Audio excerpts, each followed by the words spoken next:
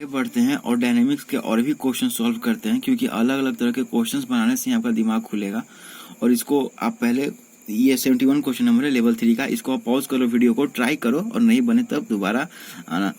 तो अ physics student to के solid sphere of density इतना ग्राम पर सेंटीमीटर एंड रेडियस इतना and applied a force on the sphere if an acceleration of इतना centimetre पर square is produced in the it, find the amount of force applied in it. So guys देख रहे हो, density ग्राम पर centimetre में दिया हुआ है, रेडियस सेंटीमीटर में दिया हुआ है, acceleration centimetre per second square में दिया हुआ है। तो इसका जो फोर्स आएगा उसको हम सीजीएस में लिख देते हैं, डायने। सीजीएस में फोर्स क्या होता है, डायने में। तो डायने के अथी मिला देते हैं, फिर न्यूटन में बदलना होता है। 1 न्यूटन बराबर 10⁵ डायने होता है, तो आप न्यूटन में बदल लेना। तो अब आते हैं कि अब हम लोग इसको बनाना चालू करते हैं। सो गाइस यहाँ पर क्या दिया हुआ है, डेंसिटी 2 ग्राम दिया हुआ है। क्या है, स्फीयर है गाइस, ठीक है, ये स्फीयर है, सॉलिड स्फीयर है, इसका डेंसिटी 2 ग्राम पर सेंटीमीटर क्यूब दिया हुआ है। गाइस ये हमेशा लिखा करना है यूनिट को। तो रेडियस कितना दिया हुआ है, 3.5 सेंटीमीटर, और acceleration is equal to 1.5 centimetre per second square दिया हुआ है। तो एफ पूछ रहा है, तो गाइस न्यूटन सेकंड लॉ से हम लोग क्या जानते हैं, न्यूटन सेकंड लॉ से rate of change of momentum is directly proportional to the force applied on the body and the movement take place in the direction of the force। तो A बराबर m into ए आता है guys, Newton second law से यही ना आता है। तो हम वो फोर्स प्राप्त करने के लिए हमको मास डालना पड़ेगा, और लेकिन यहाँ मास तो दिया ही नहीं हुआ है, ठीक है, डेंसिटी दिया हुआ है, रेडियस दिया हुआ है, मास तो दिया ही नहीं हुआ है, तो ये तो बड़ा लोचा हो गया। तो इसको हमको क्या करेंगे, लेकिन ये चीज तो जानते हैं कि डेंसिटी इज इक्वल टू क्या होता है, मास बाय वॉल्यूम। बहुत अच्छे, मास बाय वॉल्यूम। तो मास कितना आ जाएगा, वॉल्यूम इनटू डेंसिटी, ठीक है। लेकिन अभी भी हम वॉल्यूम कैसे निकालें, तो पता है ना स्फीयर का वॉल्यूम कितना होता है, स्फीयर का वॉल्यूम 4/3 पाई आर क्यूब होता है। तो स्फीयर का मास कितना हो गया, मास ऑफ एम एस, यानी मास ऑफ स्फीयर कितना हो गया, वॉल्यूम पहले 4/3 पाई इंटू आर दिया है 3.5 सेंटीमीटर का क्यूब, ठीक है, पाई आर क्यूब इंटू आपका डेंसिटी 2 ग्राम पर सेंटीमीटर क्यूब दिया हुआ है, ठीक है गाइस। ये मैंने इधर तो ये हो गया, ठीक है, ये मास हो गया। और उसके बाद क्या हो गया, मास हो गया ये, क्योंकि मास बराबर वॉल्यूम इनटू डेंसिटी हो गया। अब हमारा एक्सेलरेशन दिया ही हुआ, तो हमारा force on sphere, force applied on sphere बराबर mass of sphere into acceleration of sphere. तो गाइस कितना हो जाएगा, mass of sphere 4/3 into 22/7 into 3.5 का क्यूब है इंटू 2 इंटू एक्सेलरेशन 1.5 है। तो इसको आप कर लोगे ना मेरे ख्याल से। इसका जो भी आएगा ये डायने में आएगा, ठीक है, याद रखना।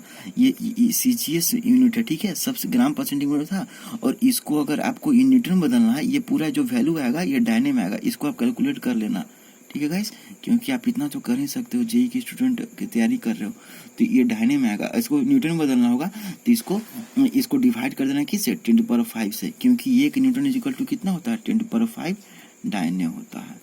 तो 1 डायने इज इक्वल टू कितना हो जाएगा, 10⁵ 1/10⁵ न्यूटन हो जाएगा। तो जितना आएगा उसको 10⁵ से डिवाइड कर देना, तब न्यूटन में आंसर आ जाएगा, ठीक है गाइस।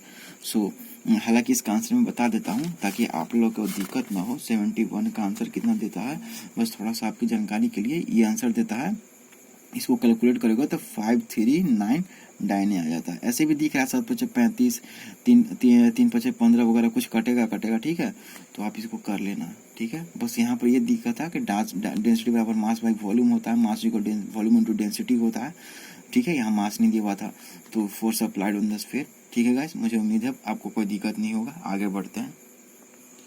सो गाइस अब आगे बढ़ते हैं। 66 क्वेश्चन नंबर लेवल 3 का, ये पियर्सन IIT JEE फाउंडेशन का है, और ये मुझे लगता है सबसे अच्छे क्वेश्चंस में से एक है क्लास 8 के लेवल का, अगर हम देखें तो, क्योंकि इसमें काइनेमेटिक्स भी यूज हो रहा है और इसमें आपका न्यूटन सेकंड लॉ भी यूज हो रहा है, तो काफ़ी अच्छा है, बहुत मज़ा आएगा।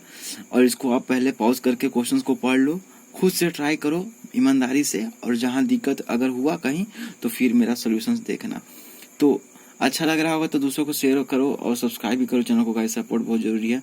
चलो शुरू करते हैं। 2 स्फीयर ऑफ मास 10 ग्राम, ठीक है, एक का स्फीयर का 10 ग्राम है, दूसरे का 100 gram. Each falls on 2 pan of table balance from a height 40 centimetre and 10 centimetre. Height भी अलग अलग है।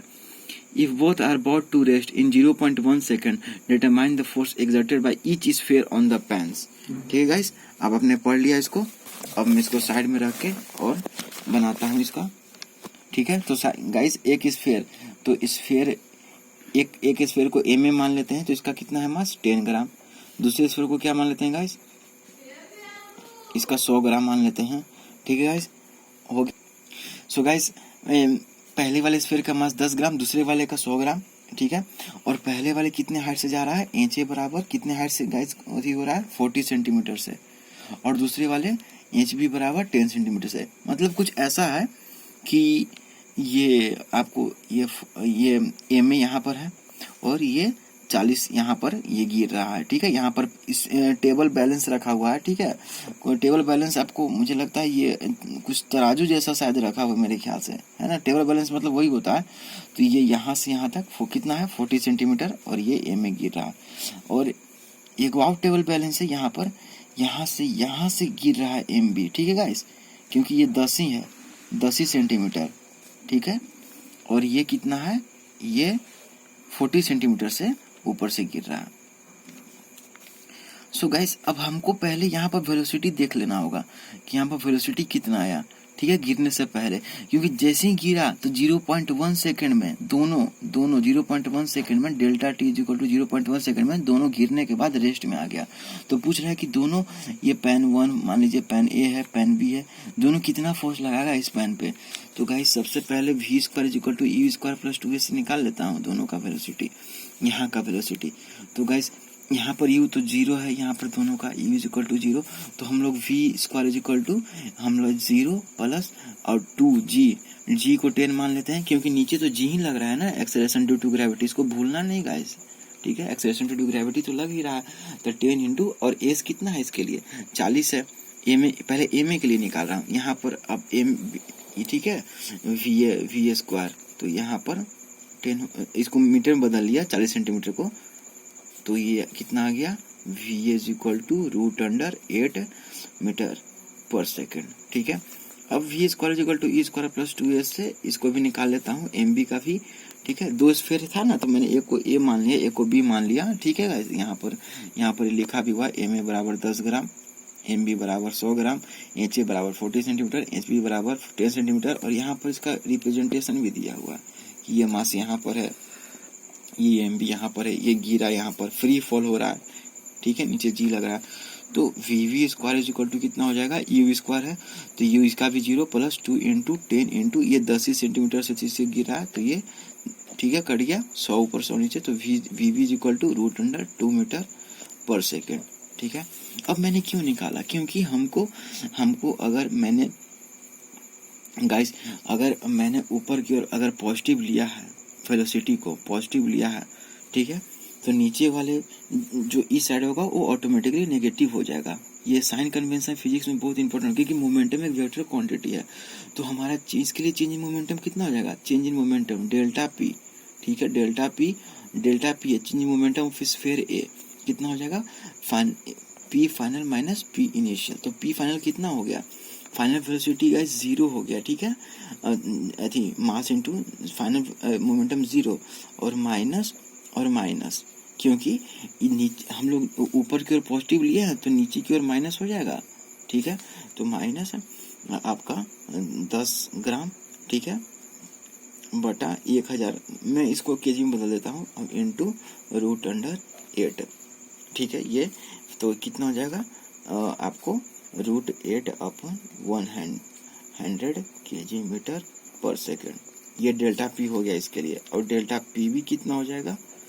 ठीक है, change in momentum of sphere b, इसका मतलब क्या हो, change in momentum of sphere b. तो p final minus p initial, तो पी फाइनल तो 0 है क्योंकि रेस्ट में आ गया, फाइनल मोमेंटम टकराने के बाद रेस्ट में आ गया, टेबल बैलेंस है, माइनस और माइनस कितना हो जाएगा इसका गाइस, इसका कितना है मास 100 ग्राम अपॉन 1000 इंटू √2 हो गया, क्योंकि मास इंटू वेलोसिटी होता है मोमेंटम. पी फाइनल तो इसका तो मास तो है लेकिन वेलोसिटी नहीं है, फाइनल तो ये 10 टाइम्स हो गया, तो ये कितना हो जाएगा √2 upon 10 kg metre per second. ठीक है गाइस, अब देखिए, अब फोर्स क्या हो जाएगा, एफ ए, ये तराजू पर कितना फोर्स लगेगा, टेबल बैलेंस है, find force exerted by each sphere on the pan. ठीक है, पैन ए पर फोर्स जो ए है, जो स्फीयर ए है, एफ ए बराबर वो कितना हो जाएगा, तो हम जानते हैं न्यूटन सेकंड लॉ से कि ये फोर्स क्या होता है, change in momentum, rate of change in momentum होता है, तो ये हो जाएगा, तो कितना हो जाएगा, √8/100। ठीक है, और टाइम टेकन 0.1 है। ठीक है, नीचे डेल्टा टी 0.1 है गाइस। ठीक है, तो ऊपर गया तो 10, तो ये कैंसिल हो गया, तो ये कितना हो जाएगा, √8/10, ये न्यूटन हो जाएगा। और एफ बी कितना हो जाएगा गाइस, एफ बी आपको एफ बी कितना हो जाएगा, जल्दी बताइए, एफ बी हो जाएगा delta p b upon delta t. ठीक है, क्योंकि rate of change of momentum ही तो फोर्स होता है। ये कहाँ से आया, न्यूटन सेकंड लॉ से, न्यूटन सेकंड लॉ गाइस। इसलिए मैं कहता हूँ थ्योरी आप कहीं और भी पढ़ना, बट मैं यहाँ पर थ्योरी का एप्लीकेशन बताऊंगा। ठीक है, क्योंकि आप लोग आगे जाकर टेक्नोक्रेट बनोगे, कि कई लोग आप लोग रिसर्च करोगे, कॉलेज में जाओगे, तो आप लोग को लाइफ का जो प्रॉब्लम है, समाज का जो प्रॉब्लम है, उसका सोल्यूशन निकालना होगा, तो उसके लिए प्रैक्टिकल होना पड़ेगा। तो यहाँ पर √2/10 इंटू 0.1 हो जाएगा, तो ये 10 से 10 कैंसिल, बराबर √2 न्यूटन। लेकिन ये आंसर नहीं है, ये जो फोर्स आया ये तो केवल उसके ग्रेविटी के कारण फोर्स आया, लेकिन कह रहा है कि स्फीयर के पैन पर, पैन स्फीयर के ये जो टेबल बैलेंस है, इस पर ये मास गिरेगा, तो इस पर कितना फोर्स लगा। तो गाइस एक तो मोमेंटम के चेंज के चलते आया, चेंजिंग मोमेंटम के चलते इतना फोर्स आया। ठीक है, चेंजिंग मोमेंटम के चलते कितना फोर्स आया, इतना। लेकिन गाइस अपना वेट भी तो है। ठीक है, एम ए का अपना वेट भी तो है, तो टोटल जो फोर्स एक्सर्टेड होगा, टोटल फोर्स एक्सर्टेड गाइस थोड़ा लंबा है बट बहुत अच्छा question. Total force exerted by sphere is equal to weight of sphere, उस स्फीयर का वेट और प्लस ये चेंजिंग मोमेंटम के चलते, तो वेट ऑफ स्फीयर कितना है गाइस, आपका एम ए का 10/1000, मैं इसको बदल ले रहा हूँ केजी में, प्लस √8/10, ये टोटल फोर्स हो जाएगा। आप इसको इवेलुएट कर लेना, क्योंकि √8 है तो कुछ वैल्यू आएगा, तो ठीक है। और यही फिर टोटल फोर्स एक्सर्टेड बाय, तो यहाँ पर total force exerted by sphere B on pan B, और यहाँ पर भी total force exerted by sphere on लिख दीजिए, ऑन पैन ए। ठीक है, अब आ जाते हैं यहाँ पर इज इक्वल टू कितना हो जाएगा, तो वेट ऑफ स्फीयर, तो वेट कितना है, सॉरी गाइस यहाँ पर जो है ना, यहाँ पर ये केवल एम लिखा, जी भी तो लिखूंगा ना, क्योंकि वेट तो एम जी होता है ना। ठीक है, ये मास है स्फीयर ए का इंटू जी, और प्लस यहाँ पर ये जो फोर्स किसके चलते, रेट ऑफ चेंज मोमेंटम के चलते आया, क्योंकि उसका मोमेंटम बदला था, तो उसके चलते एक अलग फोर्स आएगा, आप समझ रहे हो ये। ठीक है, और यहाँ पर बटा, तो यहाँ पर 1000 इंटू 10 हो जाएगा, ये एम जी आ गया, और प्लस जो हमारे एफ भी निकाला था कितना, √2, ये टोटल फोर्स आ गया, ये न्यूटन। ठीक है, तो ये हमारा, हालांकि इसको इवेल्युएट कर लीजिए, तो कितना हो जाएगा, √2 + 1 न्यूटन। ठीक है, और इसको भी आप इवेल्युएट कर लीजिएगा, तो कितना आ जाएगा, इसको इवेल्युएट कर लीजिए, तो ये 1/10 आ जाएगा। तो इसको कितना लिख सकते हो, √8 + 1/10 न्यूटन। बाकी इसमें पॉइंट जो भी आप लिख सकते हो। सो ये टोटल फोर्स लगेगा पैन पर, स्फीयर है, पैन है पर कितना फोर्स लगेगा, अपना mg प्लस जो गिरने पर जो मोमेंटम चेंज हुआ उसके चलते एक फोर्स पड़ा, ये फोर्स है √8/10, और स्फीयर भी जो फोर्स लगा पैन बी पे वो अपना mg प्लस है, ये √2 कहाँ से आया, जो पैन पे गिरा तो उसके पहले उसका कुछ मोमेंटम था, पैन के गिरने के 0.1 सेकंड बाद उसका मोमेंटम 0 हो गया, तो उस रेट ऑफ चेंज मोमेंट के चलते एक फोर्स आया। ठीक है, तो ये हो गया, तो टोटल वेट, क्योंकि समझ रहे हो गाइस, ये हो गया हमारा।